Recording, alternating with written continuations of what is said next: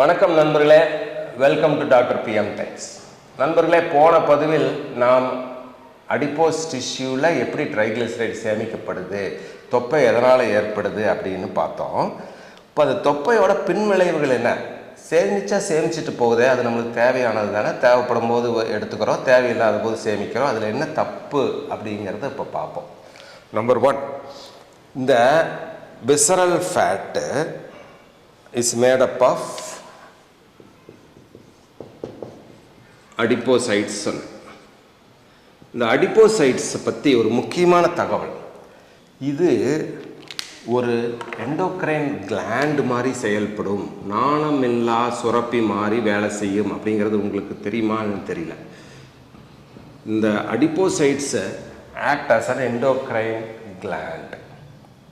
Thyroid gland எப்படி சுரக்குதோ, parathyroid gland எப்படி சுரக்குதோ, பேன்க்ரியாஸ் எப்படி இன்சுலினை சுரக்குதோ, அது மாதிரி இந்த தொப்பையிலிருந்து நிறையா தேவைப்படுற தேவையில்லாத கெமிக்கல்ஸு, உடம்புக்கு நன்மை தரக்கூடிய தீமை தரக்கூடிய கெமிக்கல்ஸ் நிறையா வருது.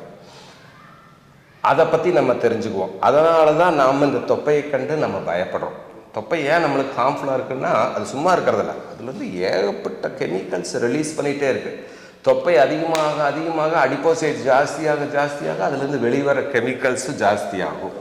அந்த கெமிக்கல்ஸ்க்கெல்லாம் பேர் அடிப்போசைட்டோகைன்ஸ்ன்னு சொல்லுவாங்க. அடிப்போசைட்டோகைன்ஸ். இந்த அடிப்போசைட்டோகைன்ஸ் ஆர் ப்ரொடியூஸ்டு ஃப்ரம் எதுலேருந்து? அடிப்போசைட்லேருந்து. இதுதான் அடிப்போசைட்லேருந்து தான், அதிலிருந்து வர கெமிக்கல் பேர் அடிப்போசைட்டோகைன்ஸ். அதைய முக்கியமாக ஒரு 4 விதமாக பிரிக்கலாம். என்னெல்லாம் கெமிக்கல் ஒரு அடிப்போசைட்லேருந்து வருது? நம்பர் 1, அடிப்போசைட்லேருந்து வர்ற ஹார்மோன்ஸ். ஹார்மோன்ஸ் என்ன? முக்கியமாக லெப்டின்ங்கிற ஹார்மோன். அடுத்தது அடிப்போனெக்டின்ங்கிற ஹார்மோன்.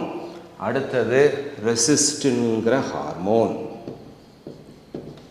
இது 3 அடிப்போசைட்ல. இதுதான் அடிப்போசைட். இந்த அடிப்போசைட் எங்கே இருக்குது? தொப்பையில் இருக்குது. விசரல் ஃபேட், ட்ரங்கல் ஒபிசிட்டி, அந்த இடத்துல இருந்து. இதுக்கு இல்லாமல் அடுத்தது இட் ரிலீசஸ் லாட் ஆஃப் சைட்டோகைன்ஸ்ன்னு சொல்லுவாங்க. Cytokines inflammatory mediators, inflammation produce பண்ணுற கெமிக்கல்ஸ். அது என்னது? IL-6, interleukin 6, TNF alpha, tumour necrosis factor alpha, இது ப்ரொடியூஸ் பண்ணுது. இதோட வேலை என்னங்கிறது அப்புறம் பார்க்கலாம். அடுத்தது அடிப்போசைட்டில் இருந்து என்ன சொல்கிறதுனா energy, so fatty acid produce ஆகுது, கிளிசரால் ப்ரொடியூஸ் ஆகுது, சப்ஸ்ட்ரேட்ஸ் தே ஆர் ப்ரொடியூஸ்ட்.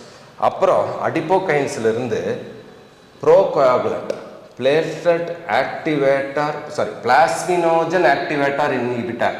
இது ஒரு ப்ரோகோயாகுலண்ட், அதாவது உறையும் தன்மையை ஏற்படுத்தும் ஒரு வேதிப்பொருள். ப்ரோகோயாகுலண்ட் ரிலீஸ் ஆகுது.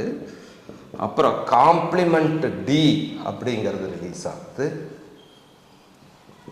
அப்புறம் ப்ராஸ்டாகிளாண்டின்ஸ் ரிலீஸ் ஆகுது.